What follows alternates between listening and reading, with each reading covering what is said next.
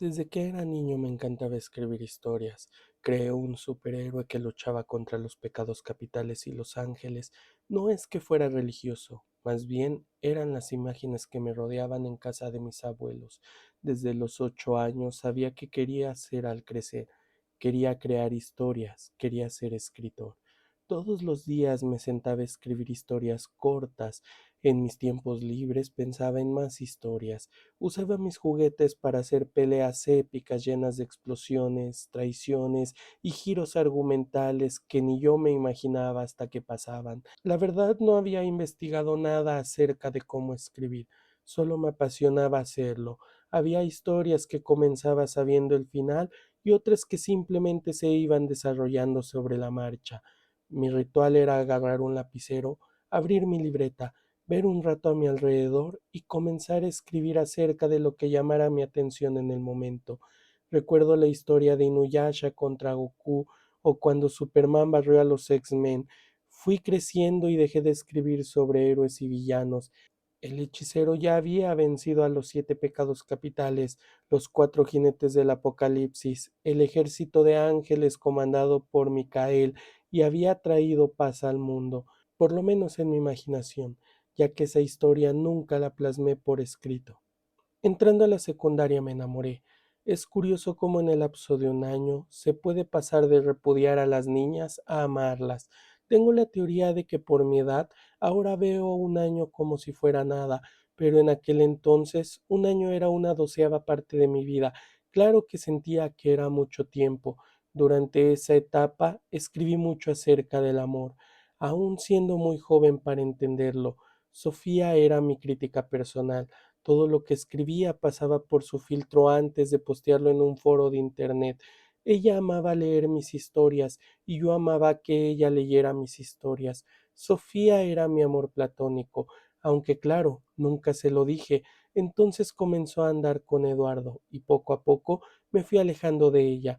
Mis historias románticas dejaron de ser románticas y pasaron a ser fatales, amores que no se concretaban, parejas que se separaban y amores que solo duraban unas semanas.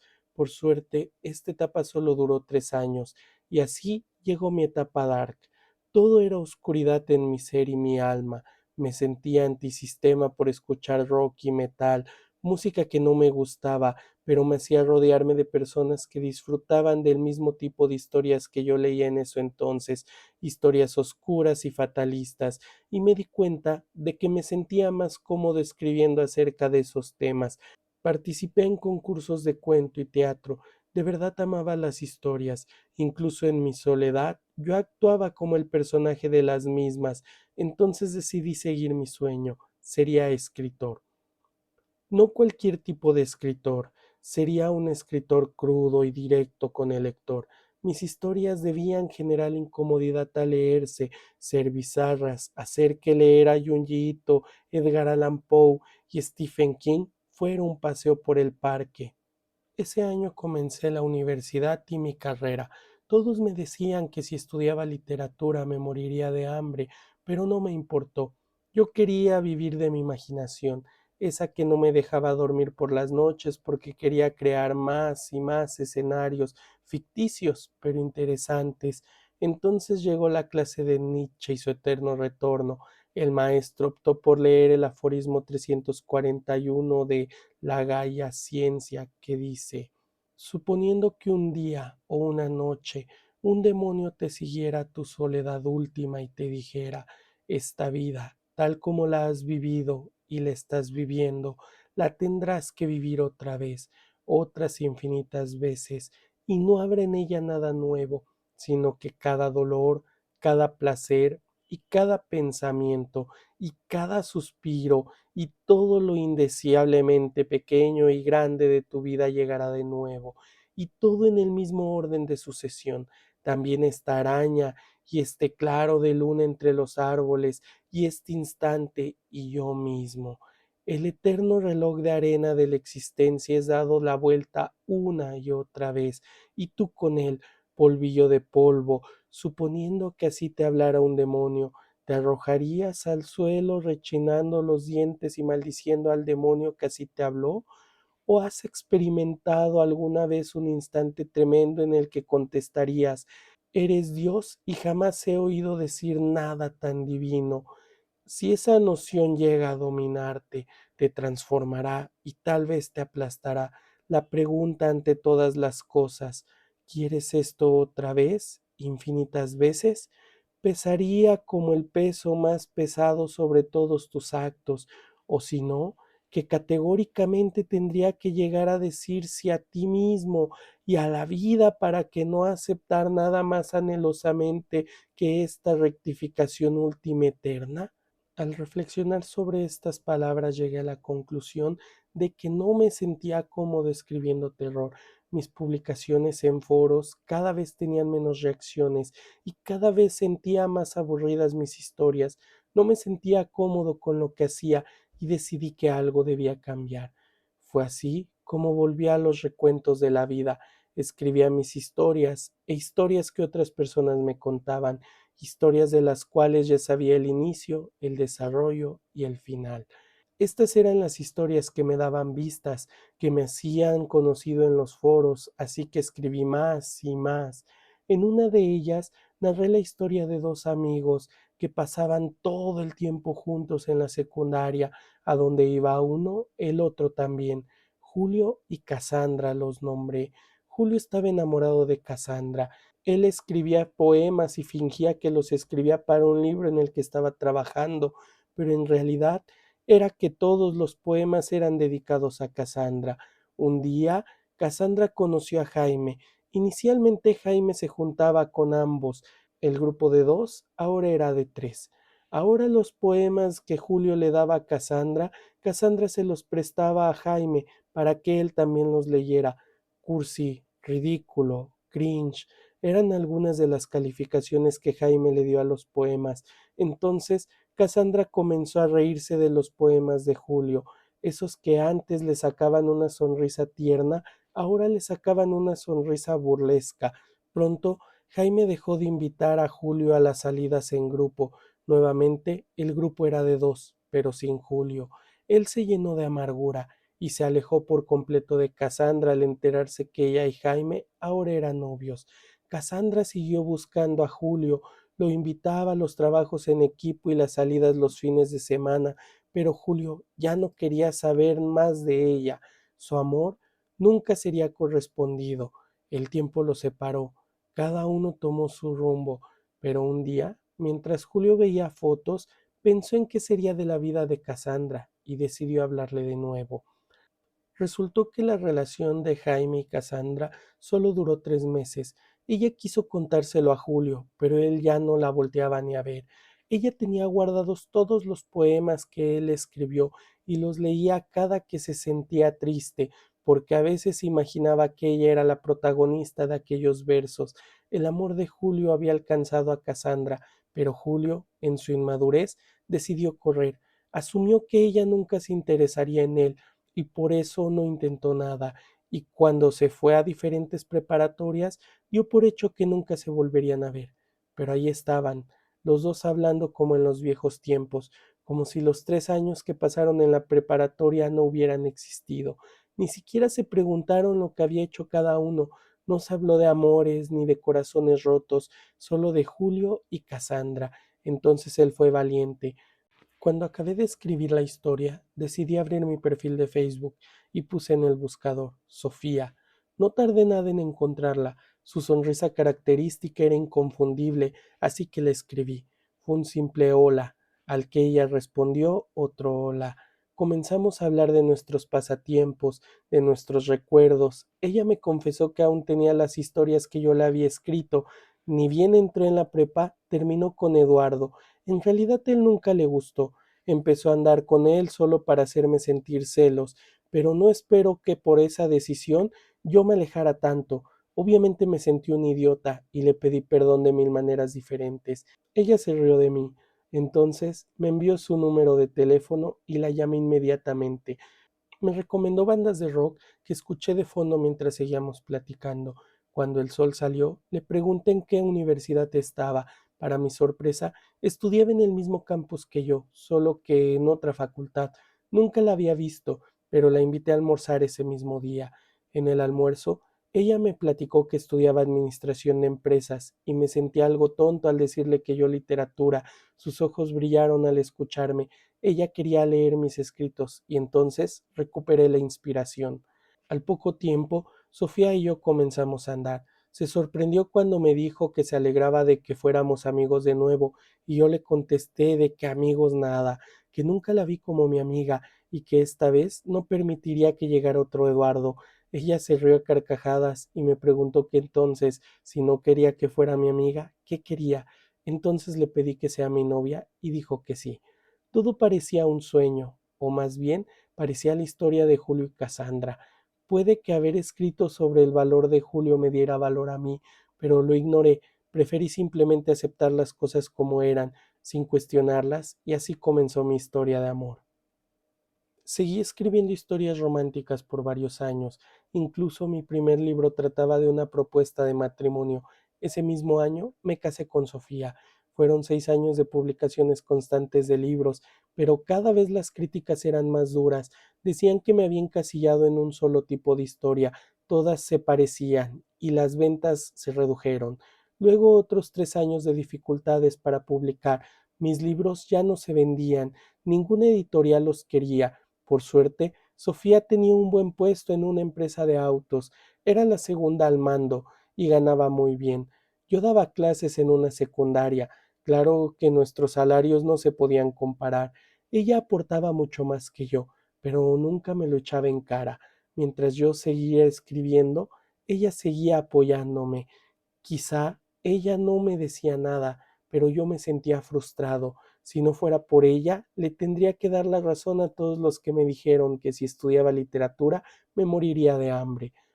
Llevaba años escribiendo acerca del amor, pero quizá era hora de cambiar, y decidí escribir la historia de un robo que acababa mal.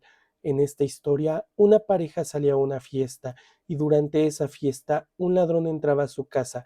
Ellos llegaron cuando el ladrón seguía adentro. El ladrón se escondió debajo de la cama del hijo de la pareja, y cuando salió, el niño lo vio y gritó. El padre pensó que había intentado hacerle daño a su hijo, así que sacó un arma para amenazarlo. El ladrón saltó sobre el hombre para defenderse y el forcejeo, el arma se disparó y le dio al niño. El padre inmediatamente dejó de pelear y corrió hacia su hijo. Entonces el ladrón debió tomar una decisión y plantea diferentes escenarios, ese en el que huye inmediatamente y sale con las manos vacías, ese en el que el padre furioso arremete contra él y lo mata a golpes, y el tercero, que fue el que decidió jalar el gatillo 2 veces más y salir de la casa con todas las cosas de valor. Sorprendentemente, pese a lo genérica que era la historia, pegó, y nuevamente mi carrera despuntó. Ahora escribiría historias con finales tristes. Pasaron otros 5 años. Ahora, con 33 años, ya tenía una carrera hecha. Comencé a pensar en tener hijos, pero Sofía estaba concentrada en su trabajo. La empresa estaba en su pico más alto de ventas, las acciones no paraban de subir y ahora ella era la gerente de confianza. Yo continuaba escribiendo. Esta vez escribí un libro que hablaba sobre una pareja, Isabel y Mauro. Un día, Mauro llegó a su casa y vio un ticket de una tienda de lencería sobre la mesa. Mauro se volvió loco. Desde la universidad, Isabel no le daba una sorpresa así.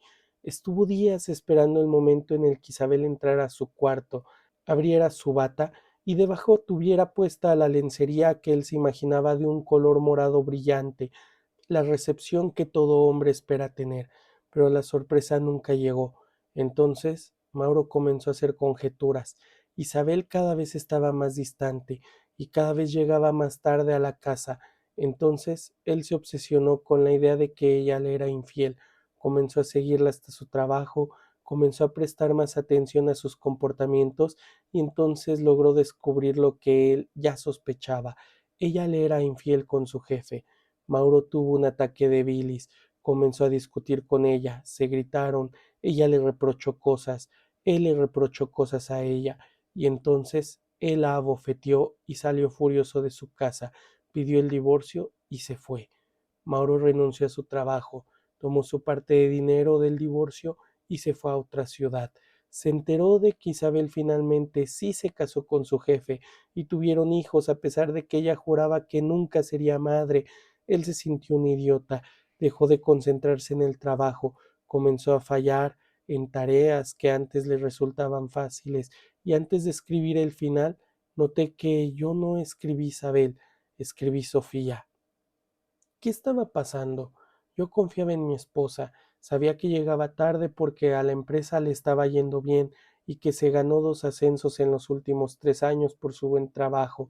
Si bien ella era la mano derecha de su jefe, no había manera de que estuviera engañándome con él. Ella me contaba todo, me hablaba de sus compañeros y de los chismes de la empresa. Se había portado un tanto distante conmigo porque estaba estresada. Cada vez le daban más responsabilidades y la carga era mayor. Salí a caminar un rato. Me saludó Carla, nuestra nueva vecina, y cuando caminábamos en la misma dirección, comenzó a hacerme plática. Yo le hablé de cualquier tema solo para distraerme acerca de lo que pasaba con Sofía. Carla se quedó en la tienda que estaba a 3 cuadras de la casa. Yo seguí caminando otras 5 cuadras más y luego volví a casa. Cuando volví, eran las 9 de la noche y Sofía aún no había regresado. A las 10 de la noche me envió un mensaje y me dijo que las cosas estaban hechas un caos. Una persona del área de producción había renunciado y ahora tenían que dar solución a todos los errores que había cometido. Me dijo que no le esperara despierto porque no sabía a qué hora llegaría. Me puse paranoico.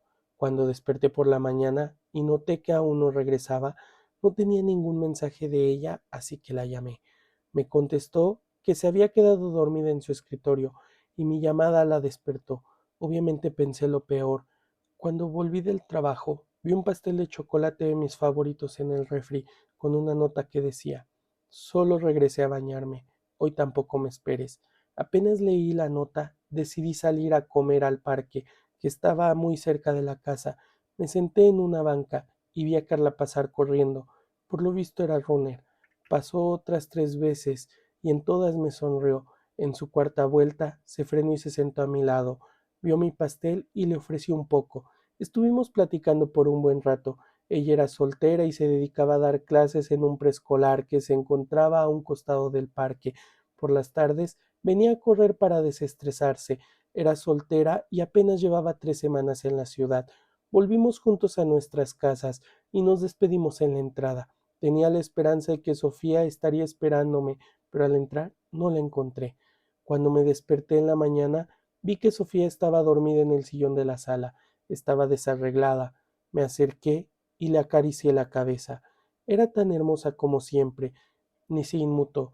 Por lo visto era verdad que llegaba tarde por el trabajo. Debía estar agotada. Fui por una cobija y la cubrí.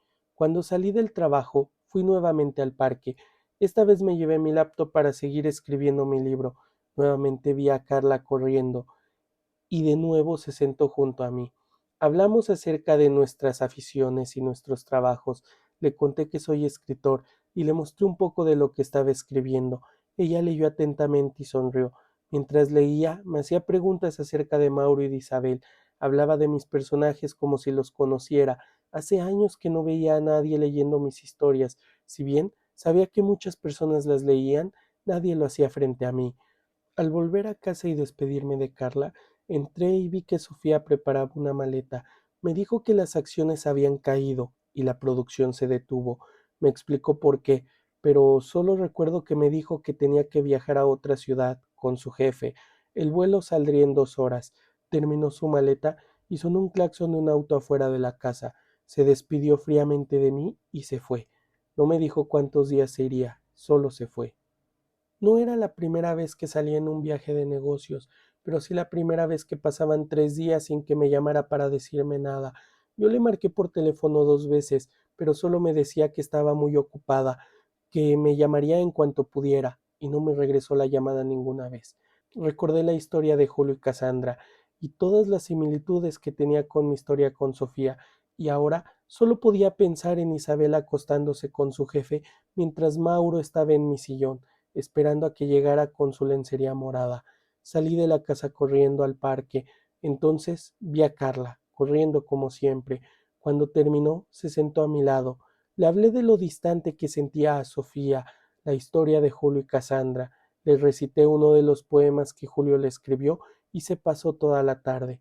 Cuando vi que ella comenzó a temblar de frío, me di cuenta que ya había oscurecido y nosotros seguíamos en aquella banca en que habíamos compartido nuestras tardes. Caminamos juntos de regreso a nuestras casas, pero esta vez, al despedirnos, la besé. No pensé en nada.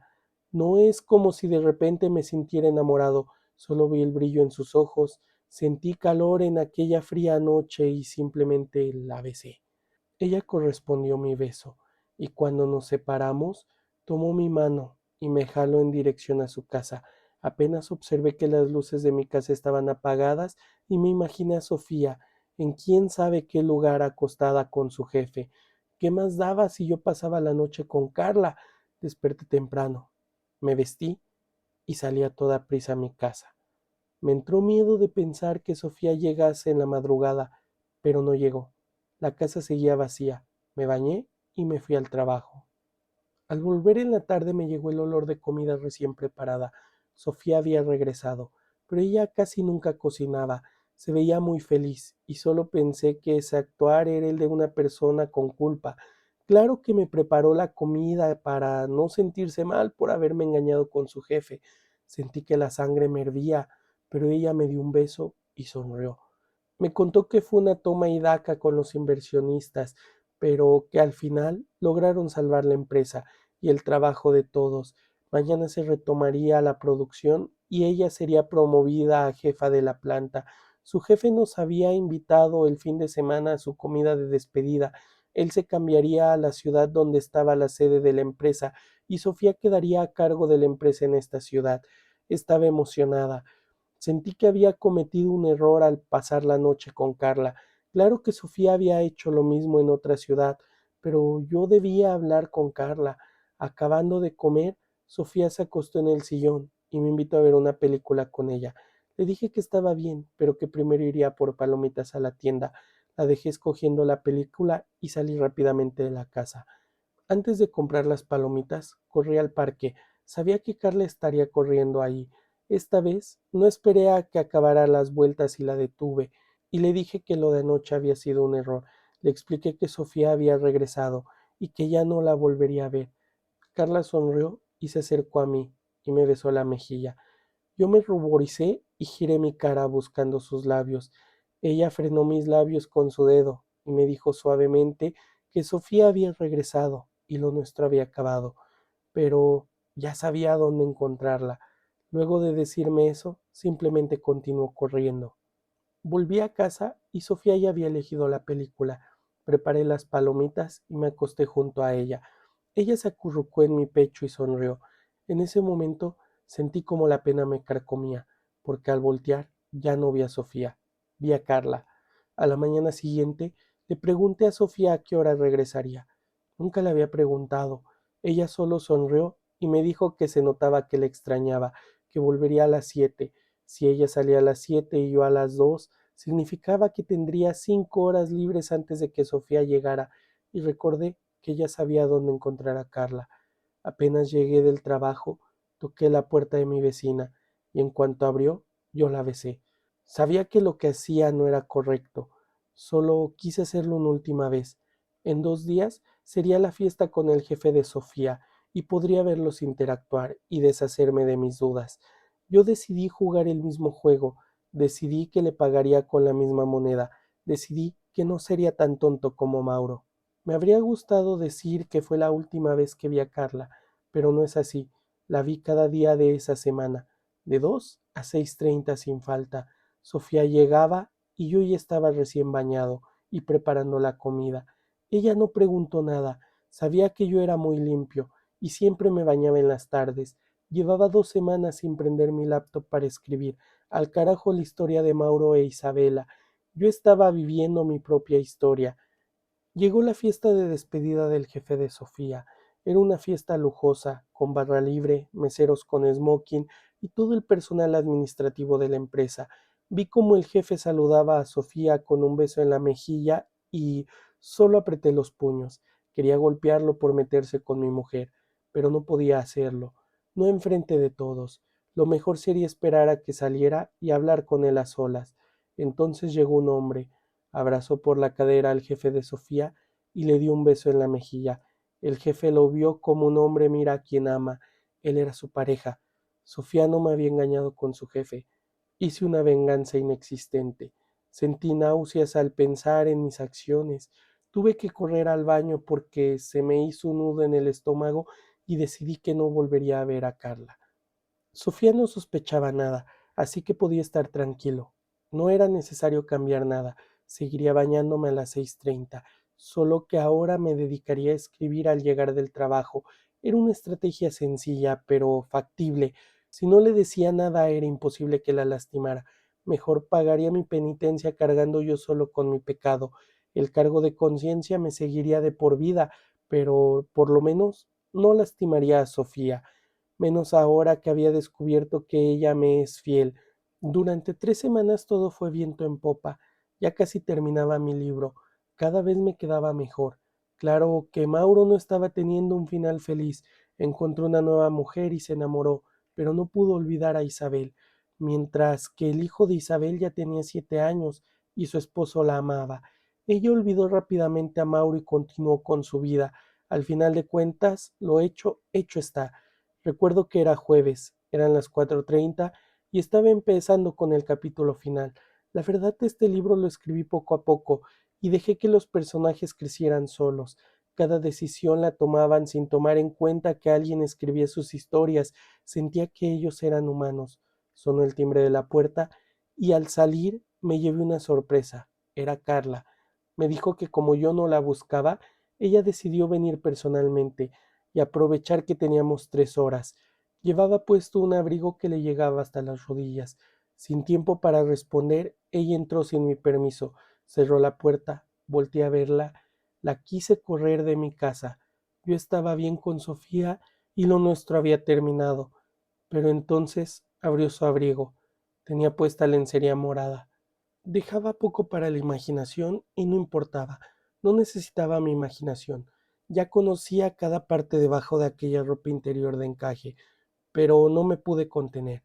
Me abalancé sobre ella como un lobo hambriento. La devoré como un pequeño ciervo, cada parte suya, cada rincón de su carne. La devoré como si fuera mi última comida, sin pensar en nada. Solo me dejé llevar. Apenas terminé, le pedí que se fuera. Ella estaba acostada sobre mi pecho y me pidió que me fuera con ella. Su idea era que los dos abandonáramos la ciudad. No necesitábamos dar explicaciones a nadie si nos teníamos el uno al otro. Sonó tentador. Ella era más joven y hermosa que Sofía.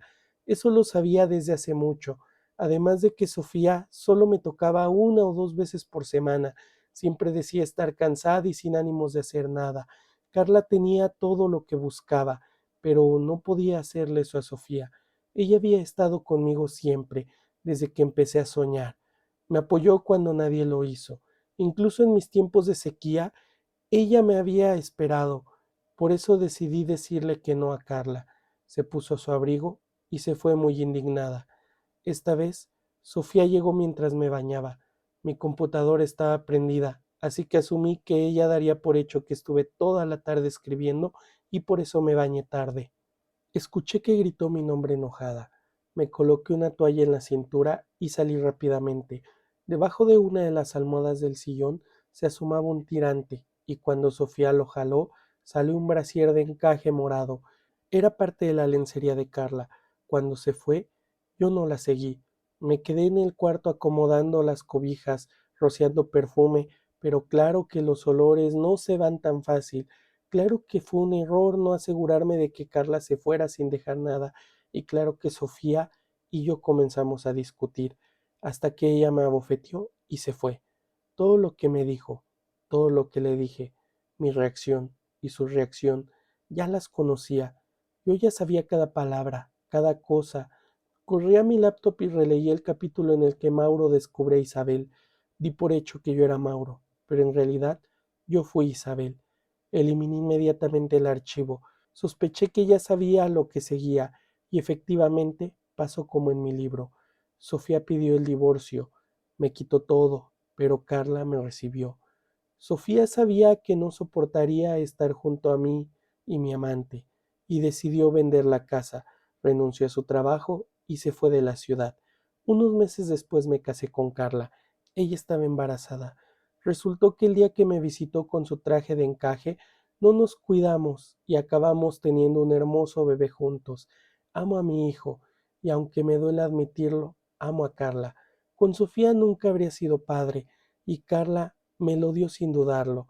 La verdad, dejé de pensar en Sofía hace mucho tiempo, y ahora que mi hijo tiene 7 años, y Carla y yo alcanzamos estabilidad económica gracias a mis libros que se venden como pan caliente, y ambos pudimos dejar el trabajo y nos dedicamos a ser padres casi a tiempo completo, salvo cuando salimos a fiestas y comidas con amigos de la editorial. Hoy fuimos a una fiesta, pero como nuestro hijo Ezequiel se sintió un poco mal, decidimos volver a casa un poco antes. Es irónico cómo pasan las cosas. Muchos creen que es imposible enamorarse de alguien más cuando se está casado, pero yo lo logré. Abrazo a Carla, le doy un beso en la frente y me dispongo a dormir, hasta que escucho el grito de Ezequiel.